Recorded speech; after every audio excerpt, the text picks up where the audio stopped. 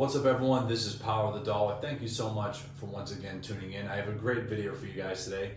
I'm wrapping up this series. It's called Middle Class Millionaire Math. Now, what's special about this video is you can watch this anytime. You can send this part of the series to anyone and they'll be able to learn some things. Maybe I'm doing that. Maybe I shouldn't do that. This is a very special part of the series that I wanted to wrap up on. It's not really the last chapter, it's more of the cherry on top of all the things that I've been talking about. Also, there's some landscapers across the street, so I'm sorry if you can hear them. I was gonna wait till they left, but I got massive respect for those people landscaping, hard work after 5 p.m., all right? And if you cut 5 lawns a weekend at $100 a lawn, and you do that for 25 weeks, half the year, because you can't do it in the winter, you'll have $12,500. Just a thought. Those people are working hard. They're going and getting it daily. All right, back to the video. So these are some money traps, okay? And it's not just things you can waste money on, but it's money that you could have had, but you didn't have the courage to pursue, so to speak, all right? And it's about knowing your value. You should really value yourself. I have started to really value my time, who I spend it with, what I spend it on, right? And I hope you do the same. You're watching this video. I have worked so hard drawing these. I'm terrible at art. I've worked so hard putting all these videos together for you guys because I value your time. I don't even know who you are, and I value your time, all right? And I mean that. Because people have wasted my time, and Benjamin Franklin said that is one of the most disrespectful things you can do because you cannot get your time back. So the final point about time and getting it back and making the most of it, you need to know your value. If you're making $22 an hour, why shouldn't you be getting $25 an hour? You're making 100 grand a year. Go talk to the boss, say, you know, I've been doing this for 5 years now. I'm really good at it. I want a bonus of some sort, and I want it hinged to the profitability of this place called profit sharing. If you don't ask for it, you're not going to get it. But at the same time, no one's going to show up to your house and hand you an envelope of cash. And your boss isn't going to either if you don't have the skills or the motivation. If you're a lousy employee, you're not going to get anything. But be respectfully disagreeable by knowing your value and say, I disagree, I think I'm worth more than that, and this is why. Because you're a highly skilled person, you have a lot of skills and education, and you're highly motivated, all right? That is one of the biggest keys to getting paid more. If you're making more hourly, you're gonna be able to get more out of this life. And the theme of this channel and this whole series, you have one life to live, you wanna spend it with those that you love, doing the things you love, and you can only do that if you're financially free. And you can only become financially free if you do what it takes to get yourself out of debt, to add up all kinds of money into investments, to pay off your house, to just free yourself of the 9-to-5 rat race as soon as possible. You have loved ones depending upon you, whether you don't even have children yet, maybe you will have children, maybe you have elderly people relying on you. You have to get motivated and get your stuff right. And if your boss doesn't care, you better make them care. But be respectful about it. You have to go back to work. You can't start screaming and yelling, and you have to earn that money, okay? So know your value. I value you for being here and watching this, so I hope you value yourself, all right? Now that we're all fired up, let's get into the good stuff, okay? Have a little fun with this video. Many people, they graduate college and they move to a city. Now, I never did. I had a condo in a city, but I never moved to the city and paid rent. A lot of my friends did. I go visit their apartments and whatnot. I tell you, it's a lot better going to visit their apartments and let them pay the rent, okay? And we're just gonna do a little scenario here. You're young, you're about to graduate college, you just got a job lined up, and you're thinking, I wanna move to the city and have some fun. Now, you do have one life to live, and if that is fun for you, and in the end of the day, 30 years later, you think it was worth it, I tip my hat to you. Truly, I do. If you thought it was worth it, I'm happy you did it, okay? But let's go over this scenario here. Say you live in the city for 5 years, right? From 22 to 27 years old. And you've been paying an average of $2,000 a month. After 5 years, you're gonna be in the hole $120,000 in rent. Never mind utilities like Wi-Fi, cable, electrical, heat, all those other things, right? So you could probably round this up to about $140,000, $150,000 in the hole. Had you just lived at home with your folks or with your aunt, grandparents, they could use the help, right? If you did something like that and weren't embarrassed about it, there's no problem doing that.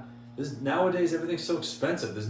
Shouldn't feel embarrassed to live at home with your folks till almost 30 or 30 years old. Everything is expensive. Now, if you're doing the right things, if you're going on vacation 6 times a year, wasting your money, when does it end, right? But you're living at home with your folks and you save this $120,000. You have that in the bank.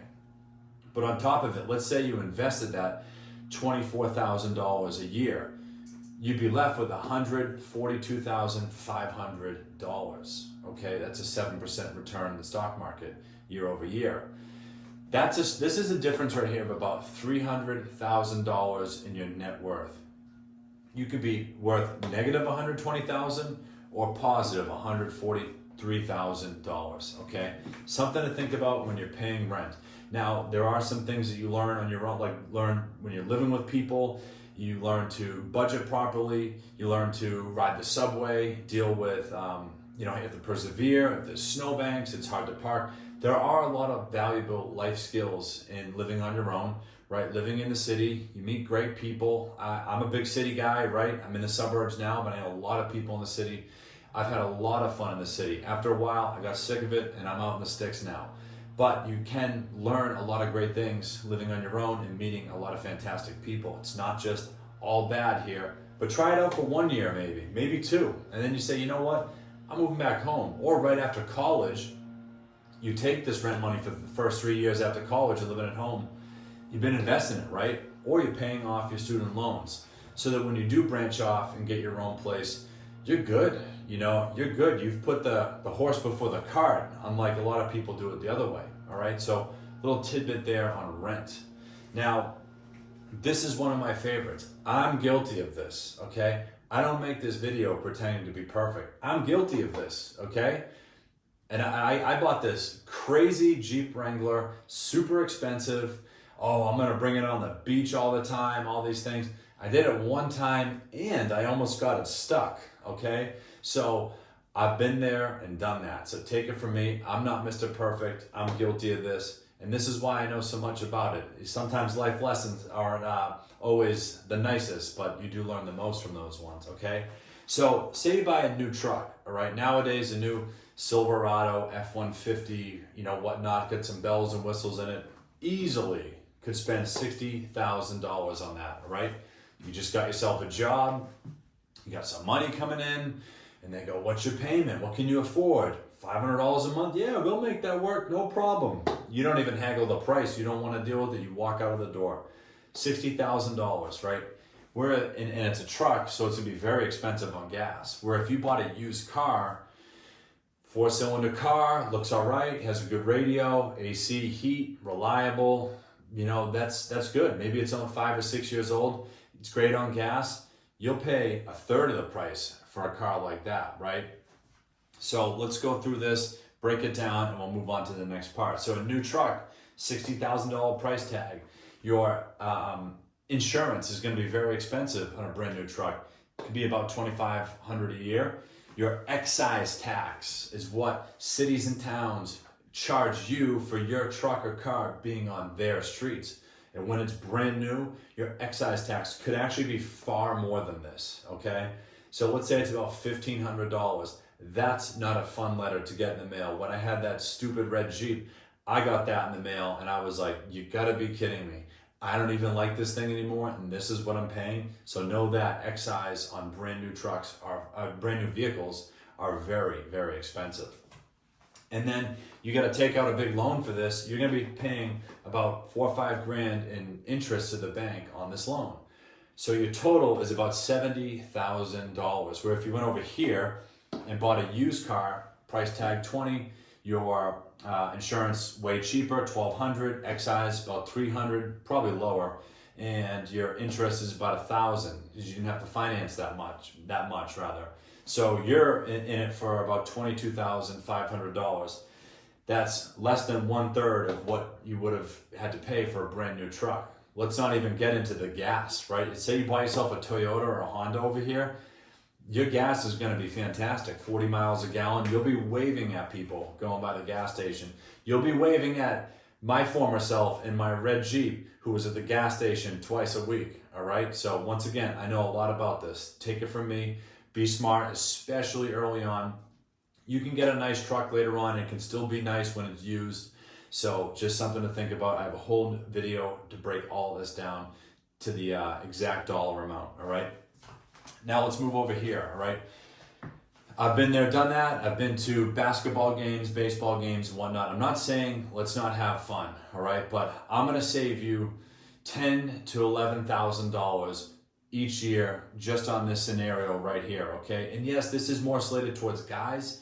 These are some of the things that guys might want to do. As you can see, you know, I'm a guy. These are some of the things that my buddies and I used to do, but let's get into it, okay? It doesn't mean that, you know, girls out there can't save money too, all right? So let's talk about this now.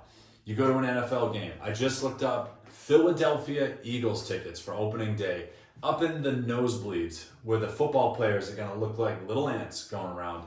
It's about $730 a ticket, plus the Uber to get there, plus the Uber to get home, plus drinks, plus food. Your jersey is $250, I bet, okay? This is a very conservative estimate, all right, of $1,700 for you and your buddy to go, or you want to bring your date there, okay? You're easily going to be in this for at least $2,000, but I just stopped it there at $1,700, okay? Something, unfortunately, that's very common nowadays are people using tobacco products or tobacco-free products even is what that should really say. So a can of these things is about $6. These smokeless, tobacco-free, nicotine things. It's about $6 per can. I don't know, maybe it's higher or lower. I've actually never used this stuff. But you buy one a week, let's say. I don't know if that's high or low, but let's say you do, times 52 weeks, that's gonna bring you to about $300 a year, okay? Let's say you and your buddies and whoever go out to the bar, you get dinner, you need an Uber, right? You're easily gonna be spending $200 on a Saturday night. And let's say you do that just 20 times a year, which is probably in the low end, you're easily gonna be spending about $4,000, all right? Now, betting, this is a big one too. Couple bucks here, couple bucks there, you don't think anything of it. You could easily spend $500 a year on betting. I'm not from Philly. I know I used the Philadelphia Eagle example here. In betting, listen, I'm no fantastic bettor, but last year I will say I put 25 bucks on the Eagles to win the Super Bowl, and they did. I'll try to get a screenshot and put it up here to prove it. But nonetheless, betting typically does not pay off, okay? There's a reason why they say things like suckers bet and whatnot. And there's a reason why these stocks of DraftKings and whatnot are going higher and higher as more people lose money betting. Be careful with that, okay? Coffee. This is a common one. These, boomers and older people love to say that millennials spend all this money on coffee and takeout, and, the younger generations just wasting money. It is true to an extent. So I can make about 15 cups of coffee for my $15 coffee pack that I buy, all right? That's $1 a cup. I just bought my wife Starbucks the other morning, and it was like $6.50 for a grande coffee with some mix in it. So the difference, the delta between the Starbucks price and my price is about $5 on the low end, right? So let's say you spend $5 a cup of coffee every morning going to work 200 times a year. It's $1,000, right? And on the weekends, you might want a coffee. Maybe the afternoon, you want to get a second coffee. People are spending so much money on coffee and other takeout items like that. And then the final one I'll say is vacations. $1,500 ballpark for a vacation. You go twice a year, $3,000. Once again, I'm not saying don't have fun, all right? I've had fun. I've been on vacation. I've bought the stupid car, right? Take it from me. I've been there, done that. But this is just a math problem. This really isn't my opinion, all right? It's just a math problem. And if you follow this, and this is your scenario, and you stop all these things, you can save about $10,000 a year. All right, now something that comes into this is controlling your dopamine. You get these short-term rewards. You pursue these short-term rewards, especially with betting and whatnot, right? And the weekends, you go out, have a good time, and when you consume alcohol, it does give your brain dopamine, but that dopamine gets lower and lower, so you drink more and more to try and outpace that dopamine reduction, and then that's why on Sunday you feel terrible, and then on Sunday night you really don't want to go back to work because your dopamine is all jacked up. So get it under control, all right? Get it under control. The final thing I want to say here, what was I going to say? Bear with me. Got it, here it is. Here's the final thing I'm going to say here. You can do all these things if you'd like. You have one life to live. Do it however you want, right? You could do a couple. You could do them all. You could do none, right? You truly have one life to live. I'm not telling you to do one thing or another. I'm just showing you the math that's undeniable. But what if you live at home, right? And you're not ashamed of that. And you live at home and you're piling thousands and thousands, tens of thousands of dollars into the stock market. You're just getting shovel loads of cash that would usually be on rent. You're taking shovel loads, wheelbarrows of cash, and you're just shoving it into the stock market. You're making so much money. You're getting your buckets right, all right? Guess what? In my opinion, you've earned yourself a vacation or two. The world is so big. There's so many awesome things to see out there. I suggest you go see them. Now, if you're paying all this rent and you got student loans and you're spending all this money, these are your vacation, really. Now you're going to put this on a credit card. How much fun are you having in the beach in the Caribbean when you know that you have a 28% interest rate on your credit card? My guess is not very much. Once again, I'm going to end this by saying I'm not perfect. These are just some math equations here. I've made these mistakes or mishaps or whatever in life, so I know from experience. I'm just trying to help you get on track sooner and actually consider the ramifications of spending money now compared to later, all right? You have one life to live. You do not get a reset button like a video game. There is no second round, all right? You have loved ones around you. You have people relying upon you. You have children that you haven't even had yet that are going to be relying on you one day. It's very important you get everything squared away and you enjoy your life and you spend it with those that you love, doing the things you love, but you can only do that if your finances are right. You could tell my voice is hoarse. This has been a long series for me to put this out. I've been dying to do this for a long time. So please hit that like button. Leave a comment below of anything else you'd like to see or for me to review. I don't know everything, okay? I'm not a licensed financial advisor or anything like that. I'm just a guy who's been there, done that. I've made mistakes and I've made some good moves too. And I'm trying to share that with you so you can reach your goals and enjoy this life as much as possible. So thank you so much. Hit that subscribe button, hit that like button, share it to your friends, leave a comment, and I'll see you next time. I truly thank you so much for being here. Have a good one. A lot of time goes into making these videos, but I created this channel to discuss all things economics and finance to help people just like you. So if you found this video helpful, please give it a like and subscribe to the channel for all my upcoming videos just like this.